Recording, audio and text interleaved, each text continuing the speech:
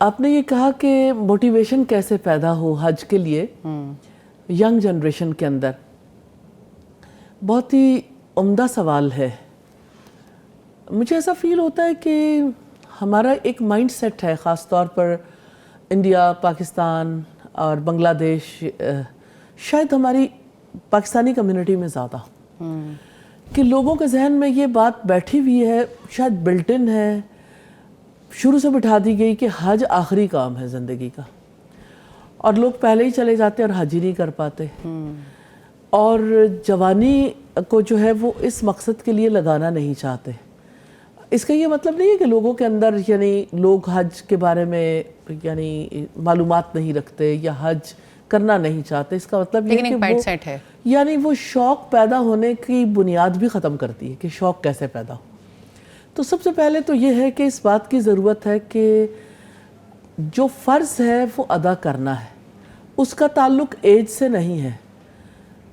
جب آپ کے اوپر ایک چیز فرض ہو گئی تو آپ نے اس کو ادا کرنا ہے۔ اب یہ کہ اکثر لوگ یہ کہتے ہیں کہ ہم پر کیسے فرض ہو سکتا ہے، ہماری اتنی استطاعت ہی نہیں۔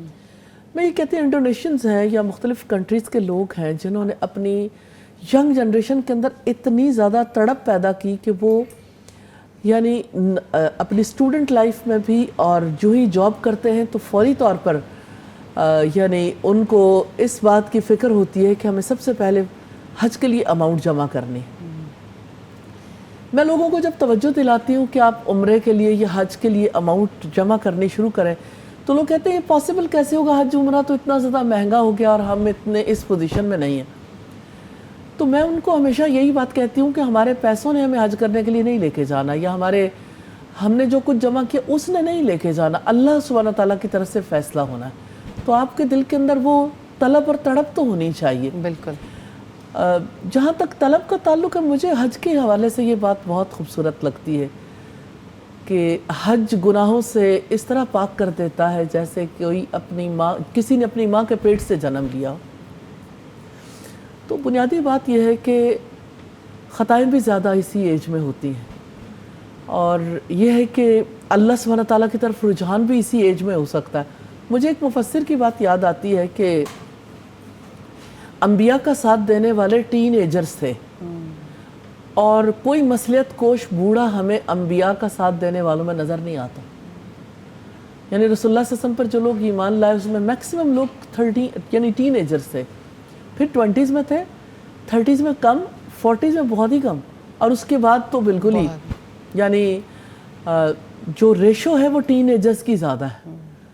تو ٹین ایجرز جو ہیں وہ بہرحال یعنی ان کے اندر شوق بیدار کرنے کی ضرورت ہے، اور اس کے لیے طریقہ کار یہی ہے کہ مناسک حج کے لیے یعنی اسکول بھی اپنا رول پلے کرے، گھر بھی جب عشرہ ذوالحجہ اور ایسے کمپٹیشنز بھی کرائے جائیں جن میں بچوں کو یہ تھرس دلائی جائے۔ آپ نے اس کا ایک تذکرہ پہلے کمپٹیشنز بھی کروائے جائیں، لیکن لوگوں کو انعامات بھی اس صورت میں دیے جائیں، عمرے اور حج کی صورت میں۔ اور مجھے یوں فیل ہوتا ہے کہ جیسے ٹرکی نے اپنی قوم کو موٹیویٹ کرنے کے لیے بڑے گروپس بھیجنے شروع کیے عمرے کے لیے، حج کے لیے۔ اس دفعہ بھی بہت اسٹوڈنٹس 183 غالباً ایک تعداد تھی کہ 183 اسٹوڈنٹس تو مجھے بھی اپنی حکومت سے یہ کہنا ہے کہ بچوں کے گروپس بھیجیں۔